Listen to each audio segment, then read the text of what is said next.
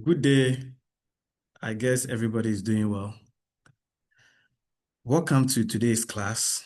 And today I'm going to take you through how to write a good journal article. So I'm going to give you some tips as to how you go about it. So I'll begin by showing you the structure of a normal journal article. So if you take any journal article, these are the things that you see.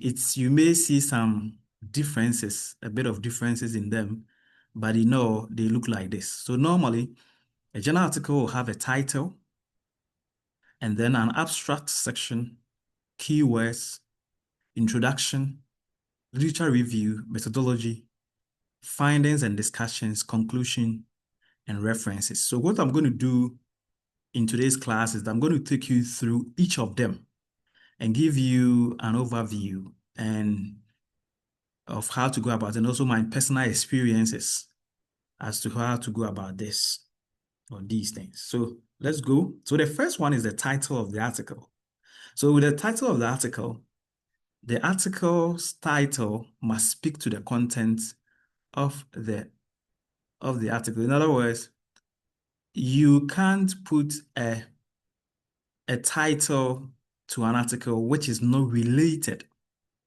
For example, if your article is about the benefits of artificial intelligence, the content of your article is about artificial intelligence, then your title must also show that it's related to that content. You can't put a content and then also put a different title for it. It's like your title is somewhere and your content is somewhere. They don't work like that. So your article must always have a title which is kind of a summary of what you have written, the entire article. What I would advise you to do is that always look at a concise, specific, informative, and engaging title,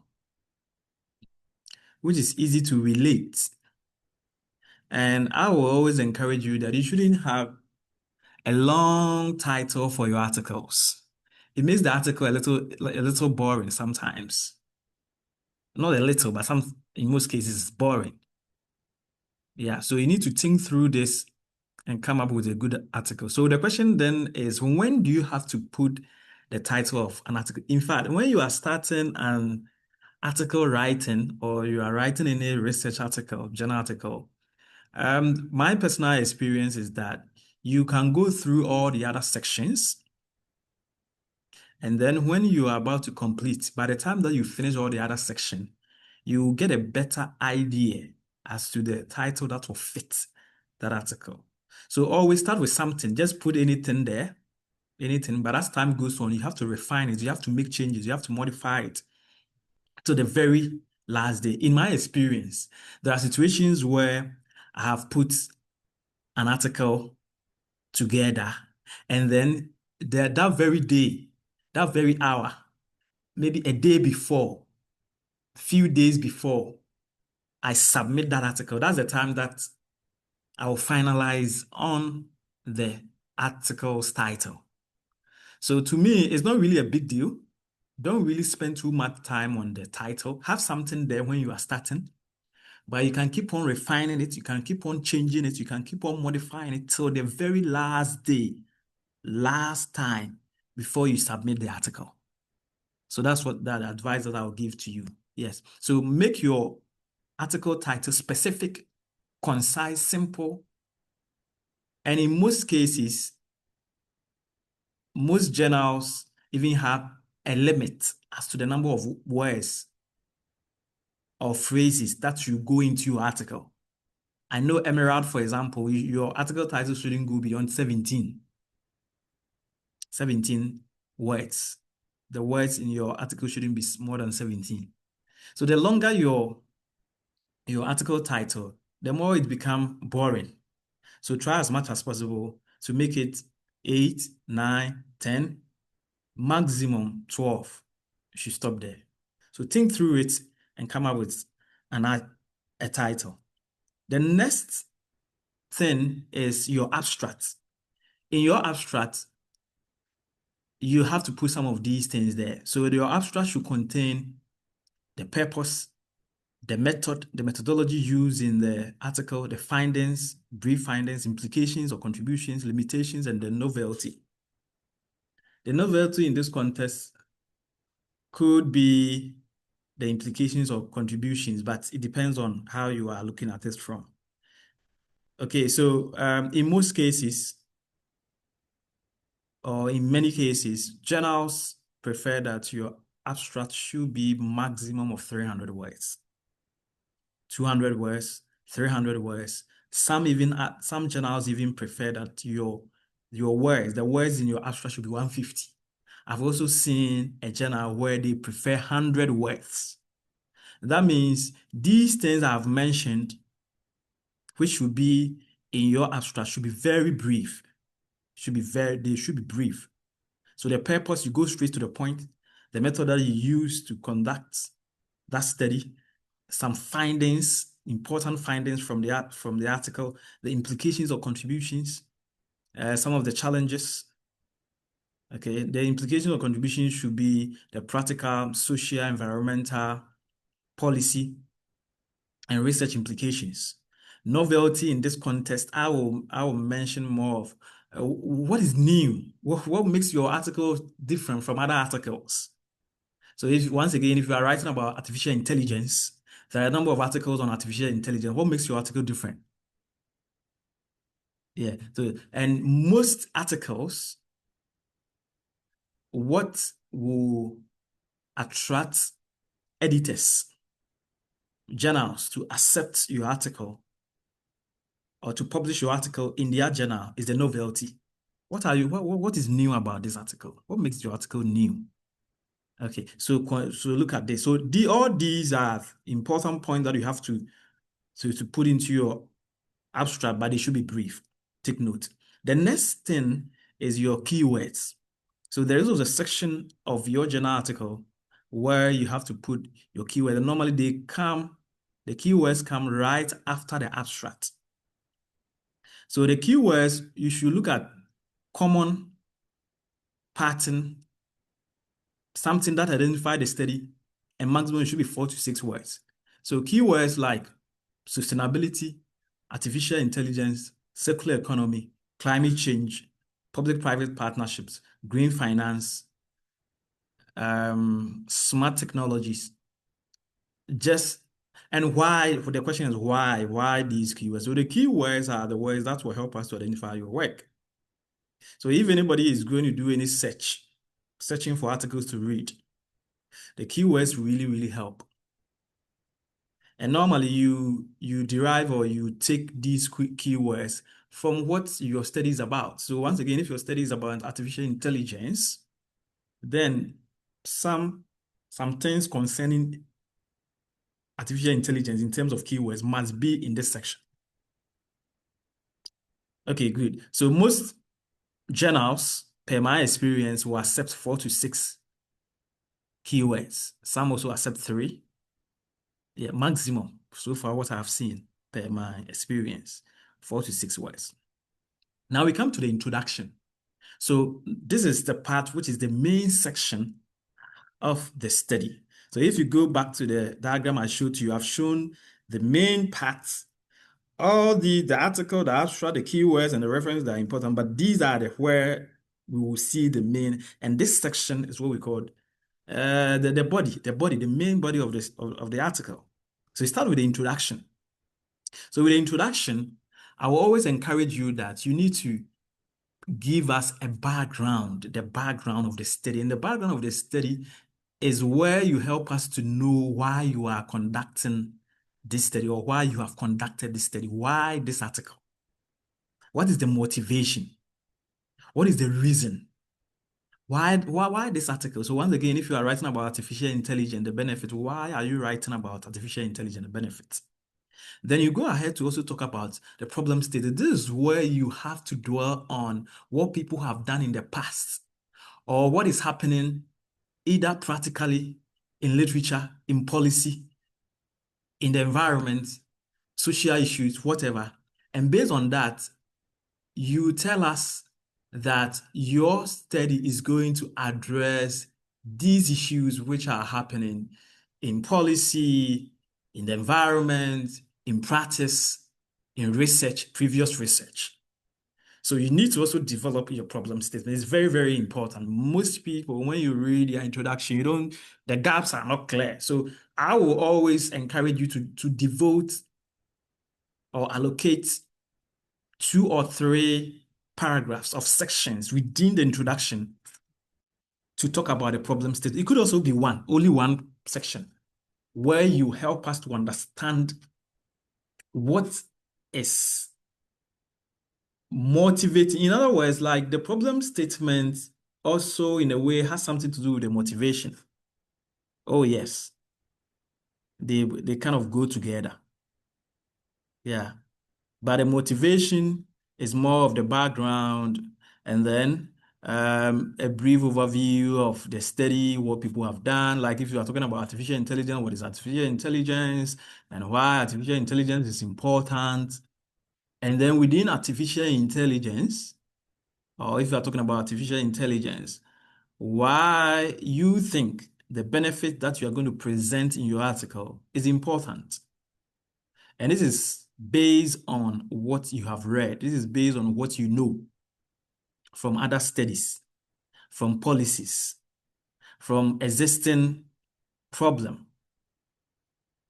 Okay, so you need to, or you must be able to help us to understand the gaps, the problem that you are trying to address here. Because other than that, if there is no problem to address, then your study is not important. I'll put it that way. So motivation and problems, they go together.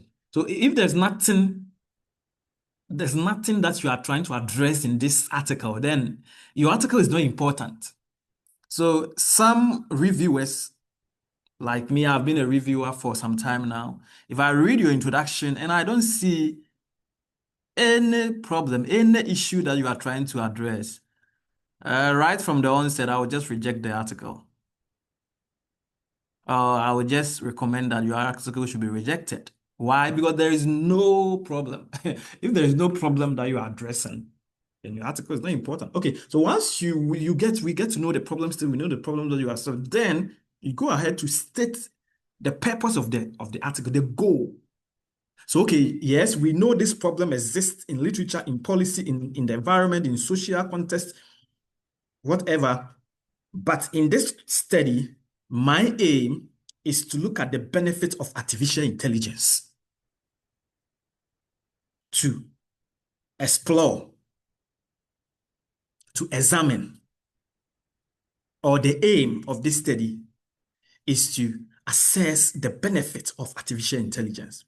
Out of the goal or the purpose or the aim, you can break the goal or the purpose or the aim down into objectives. Within this objective, so it's not only the goal or the purpose or the aim that you have to break down. So, okay, we want to know the benefits of artificial intelligence. What are some of the sub goals? It could be that, okay, I want to know the aim of artificial intelligence in terms of how workers use AI tools. Or I want to even know the AI tool, the various AI tools. And I want to know how employees benefit from it. Does it boost their productivity? And if it boosts their productivity, how much? So all these things, you can put them in the objectives. So some of the words that you have to use in your objectives include to examine, to assess, to investigate, to explore, to identify. These are the words that you have to use. Then we come to the question. Normally, out of the objectives, you just get the questions. So the questions come in the form of the questions that you are asking, something like to explore the benefits of artificial intelligence. You can ask a question like, how is artificial intelligence beneficial to employees' productivity? Or you can also say, what are the benefits of artificial intelligence to employees' productivity? Okay, then we have hypotheses and propositions. It depends, depending on how the study has been constructed or how you are going about. But in most cases, when your study is more of a quantitative nature, which I will come to it when we come to the methodology section. Then it is good you have to mention or state the hypothesis. Some studies or some articles will also not state the hypothesis here. Rather, they will take it into the next section, which is the literature review section. Okay. And then, so it depends, depending on the article or it depends on your approach. But some studies will prefer to state the hypothesis here. Now, you have to also talk about the summary of the article. And normally, this is more of the subsequent sections. So you just make a brief statement about each of the subsequent sections, like the literature review, the methodology, the findings, and the conclusion. With this, you have your introduction. Now let's go to the literature review. So this is a section which anytime I am putting together any article, personally, I would prefer to start from here and then the next section. These two sections are the sections I start from.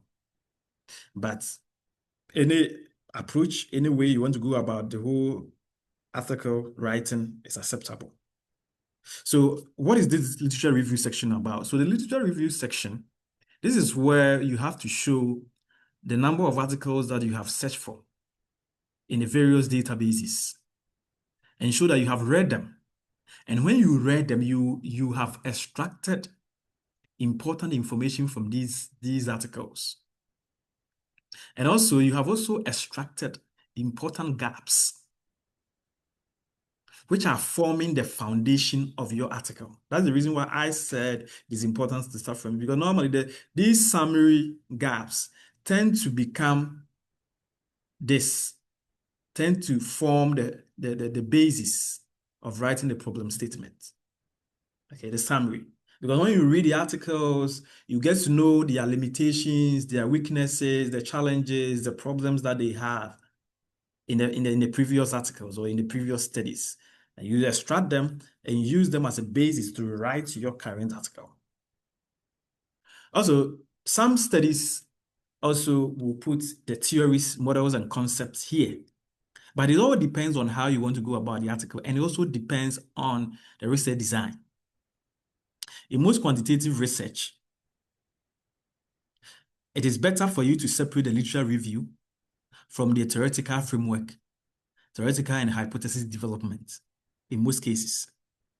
But I have also seen in most articles, in my experience, where the literature review section has been used to develop all these things I have talked about, the concepts, the key concepts.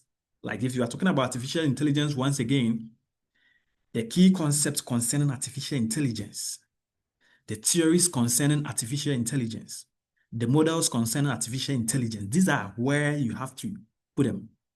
And the question is, where do you get these things from? You get them from past studies.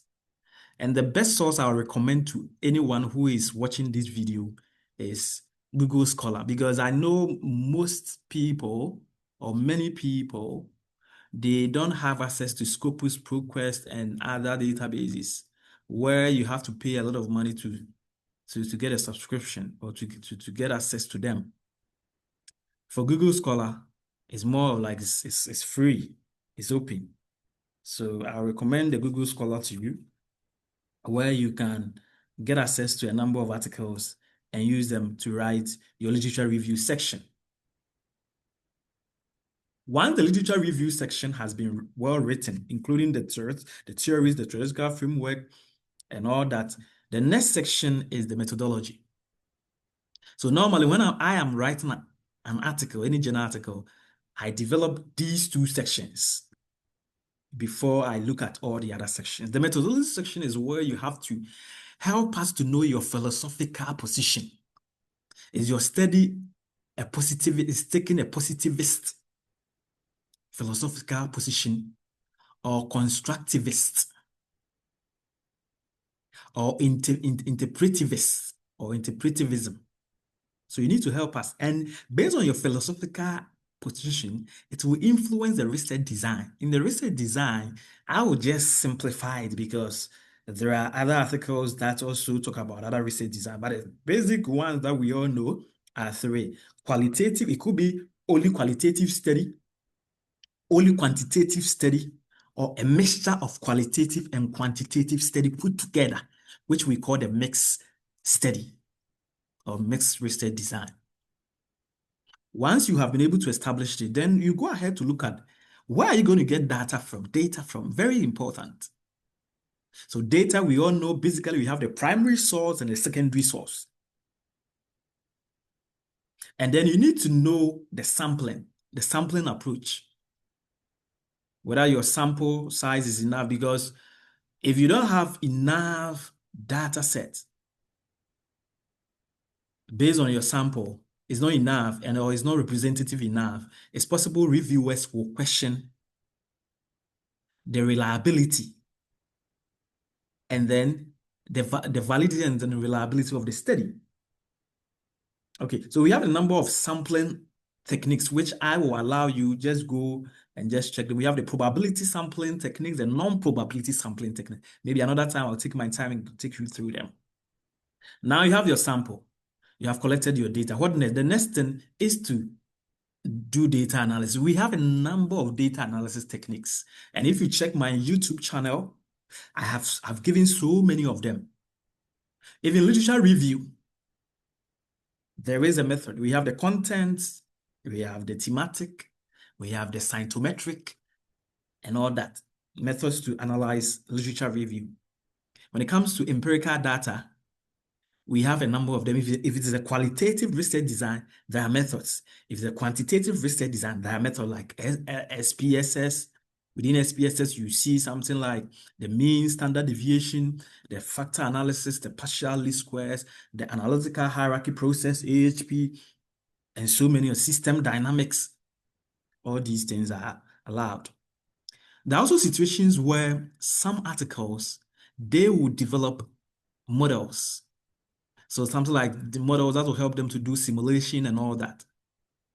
So if that is your approach, you need to know how to go about it. You can refer to previous studies or existing studies to support you.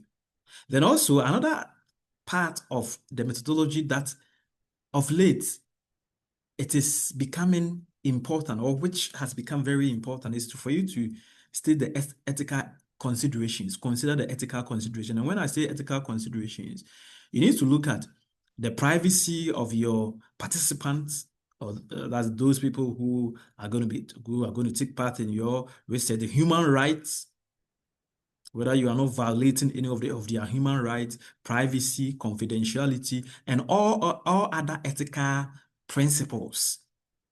You need to state them, whether your article and even your data set and the data collection instrument, whether they were reviewed by an ethical committee, Human Research Ethics Committee, and whether you have received approval. You have to state all these things in your methodology. Now you have your data set, you have done the analysis and everything. What next? The next thing is to show your findings and discussions.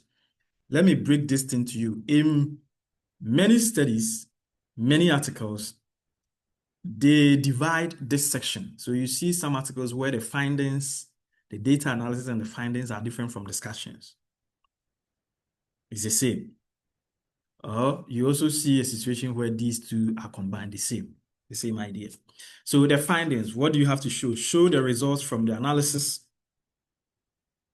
And then it's always good for you to show your findings with diagrams. This will make it easy for anybody who's going to review, who's going to read your article. And then also, everything that you put in your findings section, you have to interpret it. You don't have to just show us tables. You don't have to show us some figures. And then there's no explanation to it. Normally, they don't make much sense. So it's always good that you give us some interpretation. It could be 1 line, 2 lines. It could be 5 statements, 10 statements, something brief, if not that, to just help us to know what that table, that result represents. Very important. And then we come to the discussion aspect. And the discussion aspect, this is where you have to discuss the results, the findings, and then relate them to your research objectives or questions or hypotheses that you stated in the introduction section. Oh, yes, you have to. So this is what you have to discuss. So normally when you are conducting something like regression, panel regression, the SPSS, the SEM structure equation modeling, the covariance, and all that, you need to help us to know whether you have been able to either accept or reject the hypothesis that you stated from the beginning of the study, or whether you have been able to address the research questions. So during your discussion session, we will know whether you have been able to address all the research questions or objectives that you stated from the beginning of the research. If you have not, or if you are not able to do that, then it's almost like your research is not answering anything, or at the end of the day, the results that you have, they don't tally with what you stated. And yes, it can happen, and it has happened to me before. So normally when it happens that way, what I will recommend you do is that you go back to look at your objectives. Yes, there are situations where you do the analysis and then you see that they are different from your objectives. You can go back and revise, or you can decide to keep the objectives as they were. But now, in your discussion, you just say that your objectives are different or your results are different. What you were expecting, you are seeing something different. And it does happen. Yes, it's true. Yeah, because there are situations where you conduct a regression, the partial least square, structural equation modeling, and all that. And then the hypothesis that you stated, you were expecting positive outcome, but actually your result says negative. In that context, you have to explain. Yeah, it may be that, yes, in literature or in the past, scholars have stated that artificial intelligence will always bring benefits. But it may happen that when you conducted your study from the participants' perspective, they are saying that that was in the past, but maybe currently, maybe artificial intelligence is not giving them the benefits that people have really talked about in the past literature.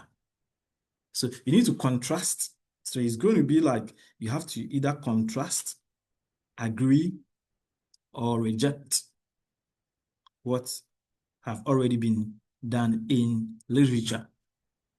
Now we come to the conclusion section. So the conclusion section, what you have to do is just give a summary of the entire section, the previous sections, including the findings. And then you talk about the contribution. The contribution is more about what is new about your research that you are adding to existing literature. So what is your contribution? What is your contribution to practice? What is your contribution to policy? If it's more policy related, what is this study? How is it going to contribute to policy? You know? And then the implications is about the potential. Okay? So the contribution is, okay, I did this and my study is going to help us to understand more about the benefit of artificial intelligence. But the implications are the potential, the expected. Okay, I expect that, or we expect that out of this study, the benefits that I have stated in my study is going to guide policymakers to make informed new policies about how to regulate artificial intelligence. So there's a little bit of difference between contributions and implications. But I've also seen that in many cases, or in many studies, these things are also used interchangeably. Now, come to limitations. Limitations are very important.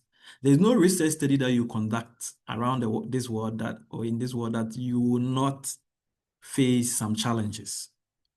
And you have to state them.